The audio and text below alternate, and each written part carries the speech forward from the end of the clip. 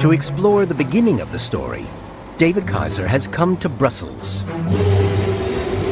the city that Albert Einstein traveled to in 1927, to attend a meeting about a new theory that described the microworld of atoms and tiny particles, quantum mechanics.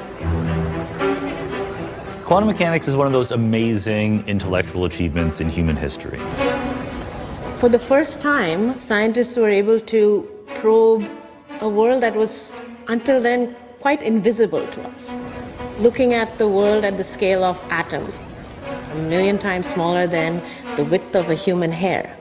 One way to think about the scales is that if you take an everyday object, like a soccer ball, and you enlarge that soccer ball so that actually you can see the individual atoms, you roughly have to make it the size of the Earth, and then move into that planet. Then you are in the world of atoms and particles.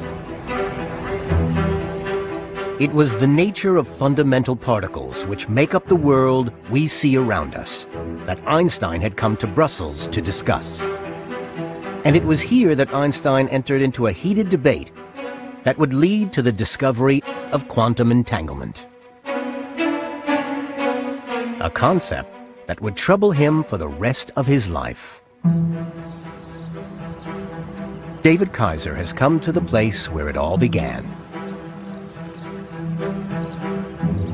This is the original Solvay Institute building. Beautiful, grand building. And this is the place back in October 1927 where the 5th Solvay conference was held. This amazing week-long series of discussions on really what the world is made of, on the nature of matter and the new quantum theory. And these steps are the very steps on which this famous group photograph was taken. It's a collection of some of the most brilliant people in the world. Here in the front row, we see Albert Einstein and the great Marie Curie and Max Planck. In the back row, standing the dapper Erwin Schrödinger and these sort of brash 20-year-olds or mid-20s, Werner Heisenberg and Wolfgang Pauli. These scientists were the pioneers of quantum mechanics. I had a huge version of this photograph up on the wall as a poster in my college dorm room. My roommates had their favorite bands, and I had the 1927 Solvay conference, which says a lot. This was one of the greatest meetings of minds in history. More than half were or would become Nobel Prize winners. Their experiments were showing that deep inside matter, tiny particles like atoms and their orbiting electrons were not solid little spheres. They seemed fuzzy and undefined. So this group here, these were the folks who had just been plumbing deeper and deeper and deeper to find what they hoped would be a bedrock of what the world is made of. And to their surprise, they found things less and less solid as they dug in. This world was not tiny little bricks that got smaller and smaller. At some point, the bricks gave way to this mush. And what looked like solidity, solidness, in fact, became very confusing and kind of a whole new way of thinking about nature.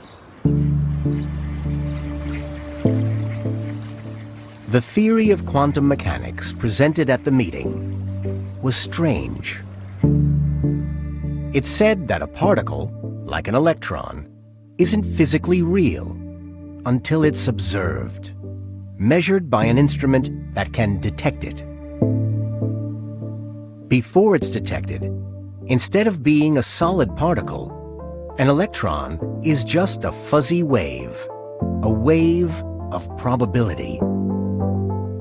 These objects, like electrons and atoms, when we describe mathematically their behavior, the only thing we can describe is the probability of being at one place or another. It's like a wave of all those different possibilities. It's not that the electron is in one place or the other, we just don't know. It's that the electron really is a combination of every possible place it could be until we look at it.